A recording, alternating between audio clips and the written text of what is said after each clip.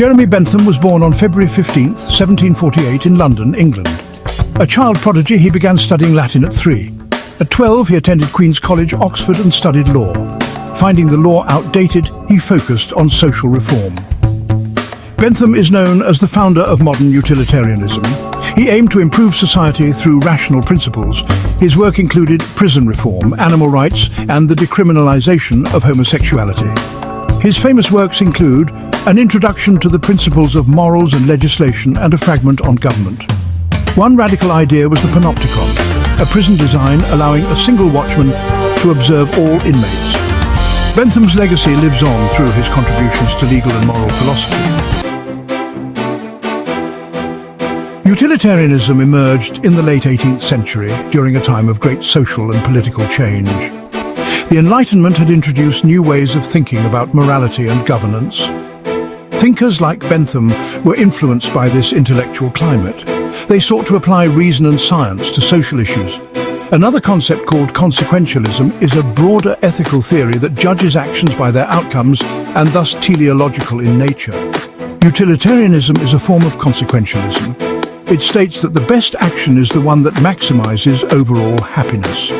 This was a departure from earlier moral theories that focused on rules or intentions.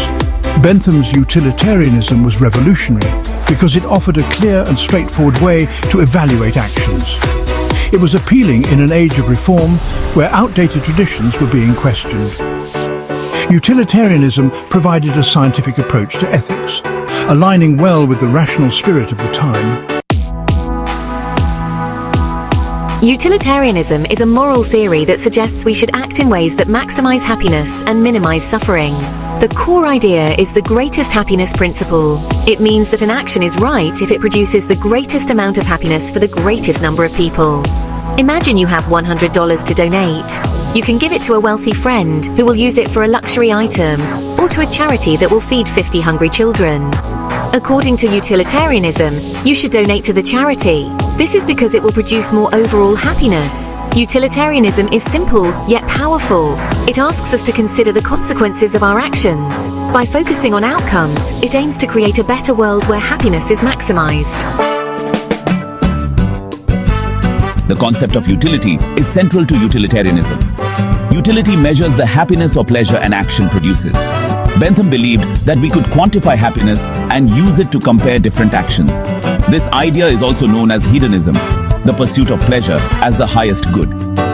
Motives are less important in utilitarianism. What matters are the consequences of our actions.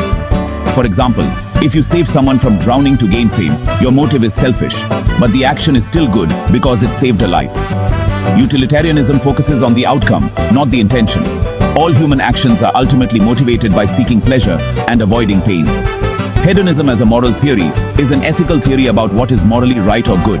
It asserts that pleasure is the only intrinsic good and pain is the only intrinsic bad.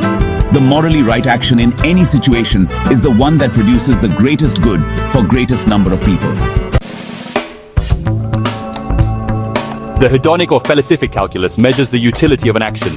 Bentham proposed factors like intensity, duration, certainty, and extent. These factors evaluate the total happiness an action produces. Intensity measures the strength of pleasure or pain. Duration looks at how long it lasts. Certainty assesses the likelihood of the outcome. Extent looks at how many people are affected. For example, telling a lie to protect someone's feelings. The intensity is high, but the duration is short. The certainty is high, but the fecundity and purity are low. Act utilitarianism is a form of utilitarianism that evaluates the morality of an action based on the action's individual consequences. For example, if lying in a particular situation results in more overall happiness than telling the truth, then lying is considered the right action. This approach focuses on the specific context and outcomes of each action, rather than following a set of rules. Act utilitarianism requires a detailed analysis of each situation. It asks us to consider the immediate and long-term outcomes, weighing the benefits against the harms. For instance, imagine you find a wallet full of cash. Returning it may cause some inconvenience to you, but the happiness it brings to the owner far outweighs your minor discomfort.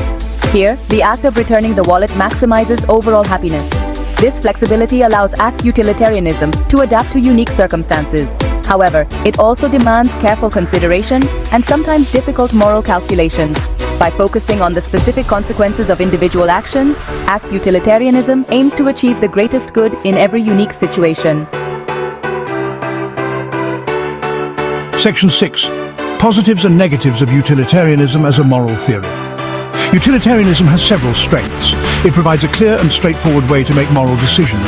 It promotes overall happiness, a common goal for many. It encourages considering others' well-being. However, there are criticisms. Some argue it is too demanding. Always maximizing happiness can be exhausting. It might ignore individual rights. Sacrificing one to save many seems unfair.